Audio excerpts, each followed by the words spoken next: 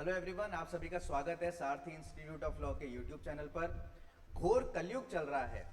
पहले लोग कोई बात बोला करते थे तो उनकी बात पत्थर की लकीर होती थी, एक बार जबान देते थे तो उससे वो मुकरते नहीं थे। लेकिन आजकल लोग अपनी बातों से ऐसे पलटते हैं जितनी जल्दी तो मैगी भी नहीं बनती, उससे पहले पलट जाते हैं अपनी बात से।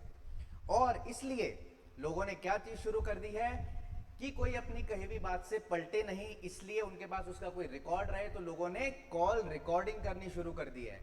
आजकल कई सारे थर्ड पार्टी सॉफ्टवेयर आ रहे हैं जिससे आप किसी की बात को अगर फोन पे रिकॉर्ड करोगे तो पता नहीं चलता और ऑटोमेटिक रिकॉर्डिंग होती रहती है। कुछ लोग जिनको इन चीजों का पता होता है वो आजकल क्या करते हैं, नॉर्मल कॉल की जगह व्हाट्सएप कॉलिंग प्रेफर करते हैं, क्योंकि व्हाट्सएप कॉलिंग रिकॉर्ड नहीं करी जा सकती। तो पहले ये सब जो विश्वासघात है, अपनी बात से पलटना, एक दूसरे को धोखा देना, धोखाधड़ी करना, औरों के साथ परायों के साथ तो कॉमन होता ही था, लेकिन अब ये अपनों पे भी लागू होने लग गया है। और एक रिश्ता जो हस्बैंड और वाइफ का होता है, जिसके अंदर अटमोस्ट ट्रस्ट होता है, एक दूसरे पे आंख बंद करके भरोसा करते हैं, बहुत क्लोज रिलेशनशिप होती है, अब ये हस्बैंड वाइफ का रिश्ता भी इस चीज से अछूता नहीं रहा। ऐसी एक कहानी हम आज इस वीडियो के अंदर डिस्कस करेंगे। एक जजमेंट, एक लैंडमार्क जजमेंट जो ऑनरेबल सुप्रीम कोर्ट ने रिसेंटली प्रोनाउंस किया है, जिसके अंदर एक डाइवोर्स केस के अंदर हस्बैंड ने अपनी वाइफ की कॉल की रिकॉर्डिंग, जो उन्होंने आपस में बात करी है, बातचीत हुई है, उसकी सीक्रेटली रिकॉर्डिंग करके और उस डाइवोर्स केस के अंदर एज एन एविडेंस प्रोड्यूस करी है। तो क्या ऐसा एविडेंस एडमिसिबल होना चाहिए कोर्ट में, क्या होगा, सुप्रीम कोर्ट का इस पे क्या डिसीजन आया है, ये देखेंगे हम आज की वीडियो में। चलिए,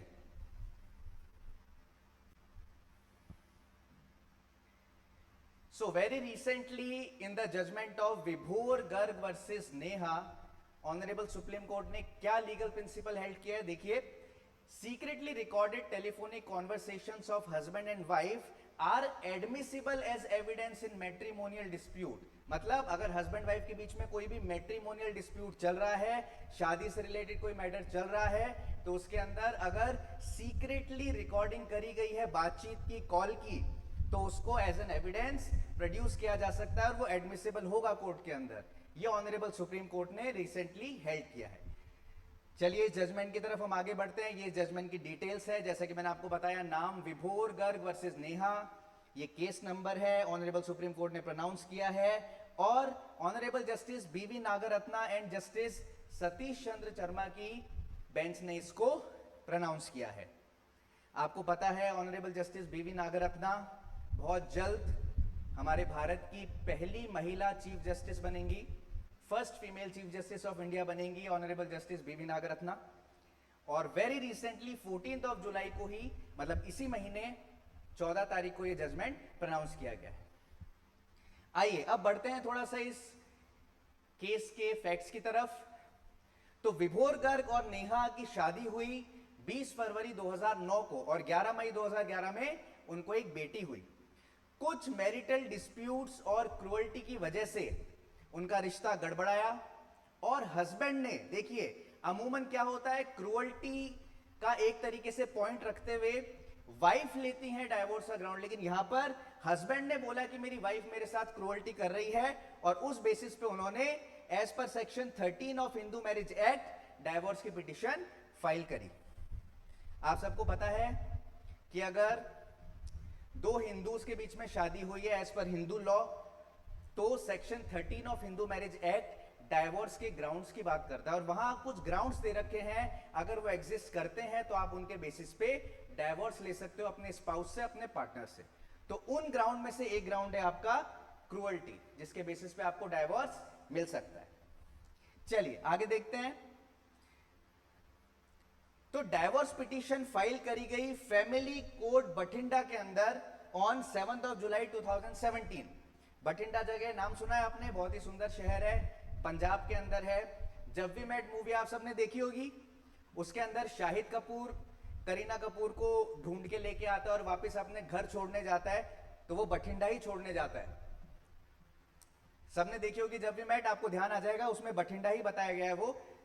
एनीवेज, तो हस्बैंड ने फाइल करी फैमिली कोर्ट बठिंडा के अंदर ये डाइवोर्स की पिटीशन, और as an evidence of cruelty कि मेरी वाइफ ने मेरे साथ क्रुअल्टी करी और इस बेसिस पे मुझे डाइवोर्स दिया जाए, उसने फैमिली कोर्ट के अंदर एज एन एविडेंस क्या रखा?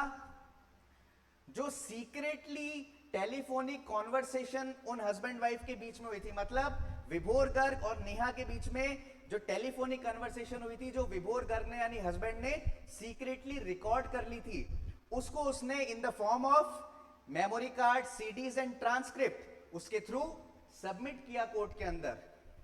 और क्या बोला फैमिली कोर्ट ने? देखिए फैमिली कोर्ट की क्या रूलिंग आई।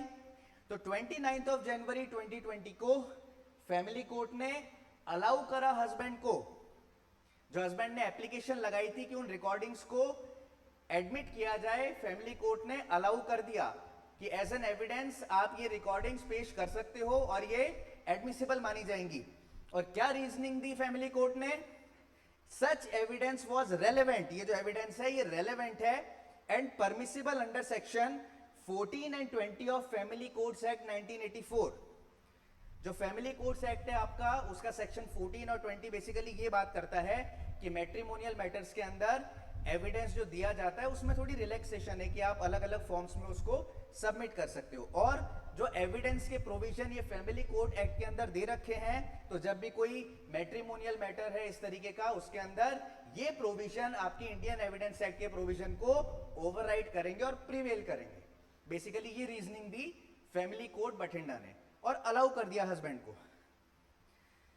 अब फैमिली कोर्ट बठिंडा के इस ऑर्डर को, इस डिसीजन को चैलेंज करते हुए जो वाइफ है यानी कि नेहा, वो पहुंची Punjab and Haryana high court. बताइए Punjab and Haryana high court कहां सिचुएटेड है, कौन सी सिटी में? कमेंट बॉक्स में कमेंट करके बताइए। तो वाइफ चैलेंज करते हुए पहुंची Punjab and Haryana high court. अब 12 नवंबर 2021 को हाई कोर्ट ने क्या डिसीजन दिया इसके अंदर? That high court disallowed the recordings, calling them a violation of a right to privacy under article 21 of constitution। Punjab and Haryana high court ने क्या रीजनिंग दी कि हस्बैंड ने जो भी रिकॉर्डिंग सबमिट करी है एज एन एविडेंस, जिसको फैमिली कोर्ट ने मान लिया, एडमिट कर लिया, उसको हाई कोर्ट ने डिसअलाउ कर दिया। और क्या रीजनिंग दी कि ये आपका एविडेंस मान्य नहीं है। और क्या कारण है इसका? कि ये आपकी वाइफ का जो राइट टू प्रिवेसी है अंडर आर्टिकल 21, उसका वायलेशन है डायरेक्ट, क्योंकि जो रिकॉर्डिंग करी गई थी वो सीक्रेटली करी गई थी, विदाउट नॉलेज, विदाउट कंसेंट करी गई थी। और जब हस्बैंड वाइफ आपस में बात करेंगे, और वो भी ऐसी बातचीत जिसको हस्बैंड एक तरीके से क्रूअल्टी के एविडेंस के लिए सबमिट कर रहा है, तो वहां पे बहुत सभ्य तरीके से और अच्छे से तो बात करी नहीं जाएगी। समझ रहे हैं आप मेरा मतलब? तो अगर वाइफ को पता होता, उसकी कंसेंट होती है, नॉलेज होती कि उसकी कॉन्वर्सेशन को सीक्रेटली रिकॉर्ड किया जा रहा है, तो वो कभी ऐसे बात नहीं करती। क्लियर? तो हाई कोर्ट ने बोला कि आपने जो उनका राइट टू प्रिवेसी है अंडर आर्टिकल 21, उसका वायलेशन किया है, इसलिए ये आपका एविडेंस मान्य नहीं होगा। राइट टू प्रिवेसी से रिलेटेड बहुत एक लैंडमार्क जजमेंट है सुप्रीम कोर्ट का, कई बार एग्जामिनेशन के अंदर पूछा भी जा चुका है। कौन सा है आप लोग मुझे कमेंट बॉक्स में कमेंट करके बताएंगे। चलिए आगे चलते हैं। तो बेसिकली हम क्या चीज देख रहे हैं कि फैमिली कोर्ट बठिंडा ने एक तरीके से हस्बैंड के फेवर में डिसीजन दिया, उसके द्वारा सबमिट करी गई रिकॉर्डिंग्स को उन्होंने एडमिसिबल इन एविडेंस मान लिया। वाइफ पहुंची हाई कोर्ट, तो हाई कोर्ट ने एक तरीके से वाइफ के फेवर में डिसीजन दिया कि वाइफ की राइट टू प्राइवेसी का वायलेशन है ये, और ऐसा एविडेंस, ऐसी सीक्रेटली जो आपने टेलीफोनिक कॉन्वर्सेशन को रिकॉर्ड किया है, that is not admissible in evidence. Clear? अब इस हाई कोर्ट के डिसीजन को चैलेंज करते हुए जो हस्बैंड है यानी कि विभोर गर्ग, वो पहुंचे सुप्रीम कोर्ट, और सुप्रीम कोर्ट में उन्होंने लगाई special leave petition, SLP. SLP से रिलेटेड आपका कॉन्स्टिट्यूशन का कौन सा आर्टिकल है, आर्टिकल नंबर, मुझे कमेंट बॉक्स में आप कमेंट करके बताइएगा जरूर। एक चीज और यहां मेंशन करना चाहूंगा मैं, मिस वृंदा ग्रोवर बहुत ही प्रोमिनेंट एडवोकेट हैं, बहुत एमिनेंट जूरिस्ट है, बहुत बड़ी पर्सनैलिटी है। इनको ऑनरेबल सुप्रीम कोर्ट ने as a amicus curiae appoint किया था इस केस के लिए।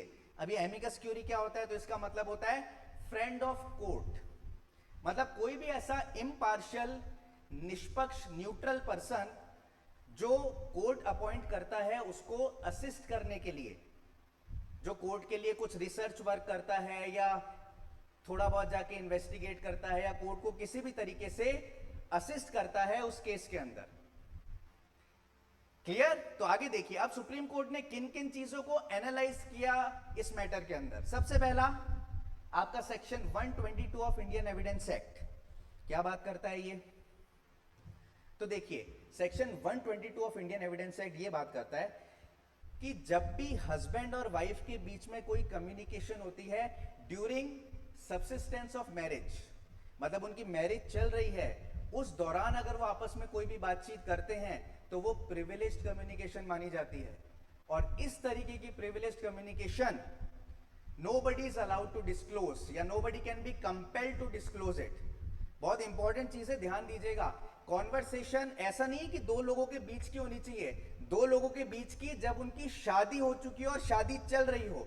फॉर एग्जाम्पल मान लेते हैं ए और बी हस्बैंड और वाइफ हैं, अब वो आपस में मिले 2005 के अंदर और 2005 से लेके 2008 तक उनका एंगेजमेंट पीरियड चला, वो एंगेज हुए, रिलेशनशिप वगैरह चली और 2008 में जाके दोनों की शादी हुई और फिर वो शादी चली उनकी 2015 तक और 2015 में वो सेपरेट हो गए। तो ऑल्दो वो एक दूसरे को जानते थे 2005 से, 3 साल बाद उनकी शादी हुई, लेकिन प्रिविलेज्ड कम्युनिकेशन कौन सी मानी जाएगी? जो उन दोनों के बीच में बातचीत हुई है 2008 यानी जब उनकी शादी हुई है तब से लेके और जब तक शादी खत्म नहीं हुई, वो सेपरेट नहीं हुए 2015 तक।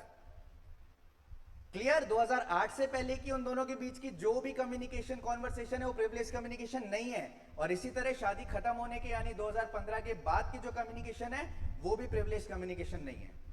क्लियर? आई होप आप समझ गए होंगे, बहुत इंपॉर्टेंट कंसेप्ट है आपका ये इंडियन एविडेंस एक्ट का। तो ऑनरेबल सुप्रीम कोर्ट ने section 122 of Indian evidence act को एनालाइज किया अच्छे से। इसी के साथ आपका जो आर्टिकल 21 राइट टू प्राइवेसी है इसको भी अच्छे से एनालाइज किया। एंड लास्टली जो एग्जिस्टिंग केस लॉज हैं जो एडमिसिबिलिटी ऑफ इलेक्ट्रॉनिक रिकॉर्ड्स की बात करते हैं उनको भी एनालाइज किया। इसका भी एक बहुत लैंडमार्क जजमेंट है जो आगे आने वाली स्लाइड के अंदर हम देखेंगे। आपको पता है तो आप फटाफट कमेंट कर सकते हैं कमेंट बॉक्स में। चलिए अब देखिए जो फाइनल जजमेंट दिया सुप्रीम कोर्ट ने, सारी चीजों को मद्देनजर रखते हुए, सारी चीजों को ध्यान में रखते हुए वो क्या जजमेंट आया है। बहुत ही खूबसूरत जजमेंट यहाँ पे ऑनरेबल सुप्रीम कोर्ट ने दिया है इस मैटर के अंदर। सबसे पहले ये जो अपील है हस्बैंड की तरफ से उसको सुप्रीम कोर्ट ने अलाउ कर दिया और Punjab and Haryana high court का जो जजमेंट था जो एक तरीके से वाइफ के फेवर में आया था, जिसके अंदर हस्बैंड के द्वारा सबमिट करी गई जो भी रिकॉर्डिंग्स वगैरह थी उनको डिसअलाउ कर दिया था, वो नहीं माना था एक वैलिड एविडेंस और कहा था ये वाइफ के right to privacy under article 21 का क्लियर वायलेशन है। उस डिसीजन को Punjab and Haryana high court के ऑनरेबल सुप्रीम कोर्ट ने सेट असाइड कर दिया, देख सकते हैं आप। और क्या हेल्ड किया ऑनरेबल सुप्रीम कोर्ट ने? पहला, secretly recorded conversation are admissible in matrimonial proceedings. अगर कोई भी मैट्रिमोनियल प्रोसीडिंग्स है हस्बैंड वाइफ के बीच में, तो अगर उसके अंदर कोई भी सीक्रेटली रिकॉर्डेड कोई भी कॉन्वर्सेशन है, कोई भी चीज है, तो उसको एडमिसिबल माना जाएगा एविडेंस के अंदर। क्लियर? और देखिए section 122 does not bar such evidence in cases between spouses. अब जैसा कि मैंने आपको बताया section 122 of Indian evidence act it talks about privileged communication during marriage between husband and wife. Nobody can disclose it या कोई कंपेल नहीं किया जाएगा उसको डिस्क्लोज करने के लिए, लेकिन इसके कुछ एक्सेप्शंस हैं। जिन केसेस के अंदर, जिन एक्सेप्शंस के अंदर ये प्रिविलेज कम्युनिकेशन भी डिस्क्लोज करी जा सकती है और उसमें से एक एक्सेप्शन है कि जब हस्बैंड और वाइफ एक दूसरे के सामने, एक दूसरे के अगेंस्ट ही किसी मैटर के अंदर खड़े हों, कंटेस्ट कर रहे हो मैटर और वो मैट्रिमोनियल डिस्प्यूट। तो यहां पे ऐसा ही हुआ, हस्बैंड और वाइफ एक दूसरे के सामने खड़े हैं, एक दूसरे के अगेंस्ट कंटेस्ट कर रहे हैं इस मैट्रिमोनियल डिस्प्यूट के मैटर को, तो ये सेक्शन 122 के एक्सेप्शन में फॉल कर जाएगा ऑलरेडी। क्लियर? समझ आई चीज आपको अच्छे से? आगे देखिए, right to privacy must be balanced against right to a fair trial. जैसा कि बहुत ही लैंडमार्क जजमेंट में जो मैंने आपसे पूछा है, मुझे कमेंट बॉक्स में कमेंट करके बताओगे कौन सा जजमेंट है, जिसमें यह बोला गया था कि right to privacy is a fundamental right as per article 21 of the constitution. इसी तरीके से एक जजमेंट में बोला गया था कि right to get a fair trial is also a fundamental right as per Article 21 of the Constitution. तो यहां पे ऑनरेबल सुप्रीम कोर्ट ने ये चीज बोली कि किसी भी चीज को आप बस ये बोल के कि ये तो आपके प्राइवेसी का वायलेशन है, फंडामेंटल राइट जो आर्टिकल 21 में प्राइवेसी वाला आपको मिला हुआ है उसका वायलेशन हो रहा है, तो आप कंप्लीटली डिस्कार्ड कर दो, ऐसा नहीं है। अगर आपको राइट टू प्राइवेसी को प्रिवेंट करना है, प्रोटेक्ट करना है, तो साथ के साथ आपको यह भी इंश्योर करना है कि पार्टीज को फेयर ट्रायल मिल सके। तो जहां केवल राइट टू प्राइवेसी का मुद्दा आ गया, आपने बस उसको पटक के, उसको भारी बना के और बाकी सारी चीजें डिस्कार्ड कर दी, ऐसा नहीं करना। दोनों चीजों में आपको बैलेंस रखना है, राइट टू प्राइवेसी को भी प्रोटेक्ट करना है, साथ के साथ पार्टीज को फेयर ट्रायल मिले अच्छे से, इसको भी इंश्योर करना है। ये सुप्रीम कोर्ट ने इसके अंदर बात बोली। और इसके अलावा बहुत ही फेमस जजमेंट जो मैंने अभी आपको बताया था, RM Malkani versus state of Maharashtra, जिसके अंदर बेसिकली एडमिसिबिलिटी ऑफ रिकॉर्डिंग्स के बारे में बात करी गई थी और एक 3-fold टेस्ट दिया था इसके अंदर कि अगर कोई भी रिकॉर्डिंग है, टेलीफोनिक कन्वर्सेशन या कुछ भी, तो कब वो एडमिसिबल मानी जाती है एविडेंस के अंदर। तो उसे 3 तरीके की चीजें, 3 तरीके के 3-fold टेस्ट से गुजरना होता है। वो क्या है? सबसे पहला, that recording should be relevant to the case. जो भी आप रिकॉर्डिंग सबमिट कर रहे हो, क्योंकि बातचीत किसी से आप करते हो तो घंटों घंटों लंबी बातचीत होती है, इधर उधर की बातचीत कर रहे हो, गप्पे मार रहे हो, पर सारा कुछ रेलेवेंट थोड़ी होता है केस से। तो जो आप सबमिट कर रहे हो वो रेलेवेंट होना चाहिए उस मैटर से, उस केस से, पहली चीज। दूसरी चीज, properly identified voice must be attributable, मतलब जो भी इस रिकॉर्डिंग के अंदर वॉइस है, जो भी बात करने वाले लोग हैं, उनकी वॉइस क्लियरली पहचानी जा सके, ऐसी होनी चाहिए, आइडेंटिफाई करी जा सके। ऐसा नहीं है कि उसके अंदर वॉइस है, वो सुन के या तो क्लियर नहीं है वॉइस, बहुत ही ज्यादा वेग सी, ब्लर सी वॉइस आ रही है और आपको समझ ही नहीं आ रहा किसकी आवाज है, क्या बोल रहा है सामने वाला, या आवाज सुन के आपको यह नहीं लग रहा कि उसी बंदे की आवाज है जिसके बारे में बात करी जा रही है। फॉर एग्जाम्पल, मैं बोल तो रहा हूं कि यह आवाज अमिताभ बच्चन की है, लेकिन सुनने से पता लग रहा है कि आवाज शाहरुख खान की है। ऐसा नहीं होना चाहिए, क्लियरली आइडेंटिफाई हो जानी चाहिए कि वो आवाज किसकी है। और लास्टली, एक्यूरेट एंड अनअल्टर्ड, यानी कि नो टेम्परिंग। जो वो रिकॉर्डिंग है, जो आप एज एन एविडेंस सबमिट कर रहे हो कोर्ट के अंदर किसी मैटर में, उसके साथ कोई भी टेम्परिंग या छेड़छाड़ नहीं हुई होनी चाहिए, एकदम एक्यूरेट और अनअल्टर्ड होनी चाहिए वो।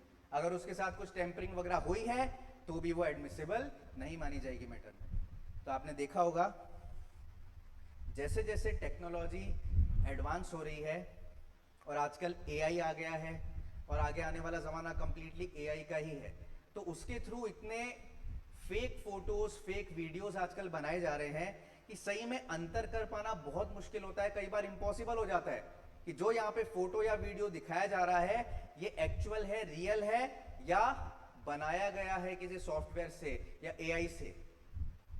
वीडियो तो होता है एआई से बनाया हुआ, या कई बार आजकल तो वॉइस भी एआई से इतनी एक्यूरेट निकाली जा रही है कि आप बहुत मुश्किल से उसमें डिस्टिंग्विश कर पाते हो कि ये असली वॉइस या असली फोटो वीडियो है या ये बनाई गई है।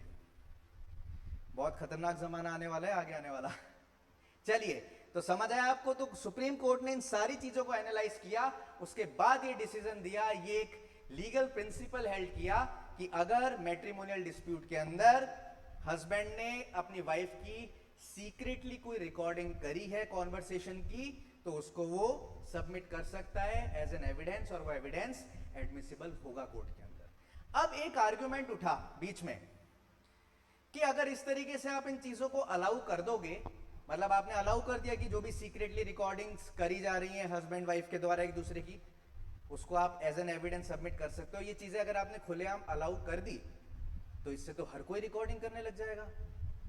कोई भी बात करेगा तो वो सबसे पहले रिकॉर्डिंग ऑन करके उनकी बातों की रिकॉर्डिंग करेगा कि फ्यूचर में कभी मुझे जरूरत पड़ गई तो मैं इसको यूज कर सकता हूँ, कभी ब्लैकमेल करने के लिए यूज कर सकता हूँ, कभी सामने वाला अपनी बात से मुकरे नहीं इस वजह से यूज कर सकता हूँ। तो ये तो हर कोई इस तरह करने लग जाएगा और फिर कोई किसी पे भरोसा ही नहीं करेगा, ये तो गलत है। तो इस बात पे सुप्रीम कोर्ट ने एक बहुत ही अच्छी इस चीज की एक्सप्लेनेशन बोली, that if a spouse is secretly recording the other, it shows trust has broken down। देखिए सुप्रीम कोर्ट ने क्या बोली, बहुत ही गजब की बात, कि अगर कोई एक स्पाउस दूसरे स्पाउस की सीक्रेटली बातों की रिकॉर्डिंग कर रहा है, कॉल की रिकॉर्डिंग कर रहा है, तो इसका मतलब है कि उनकी शादी, उनका रिश्ता, उनका रिलेशन इस स्टेज पे पहुंच चुका है जहां पे वो मैरिज ऑलरेडी खत्म हो चुकी है। क्योंकि आप सब जानते हो हस्बैंड वाइफ का जो रिश्ता होता है वो सुपर अटमोस्ट ट्रस्ट का रिश्ता है। इससे ज्यादा क्लोज रिलेशनशिप कोई नहीं मानी जाती, इससे ज्यादा भरोसेमंद रिलेशनशिप कोई नहीं मानी जाती।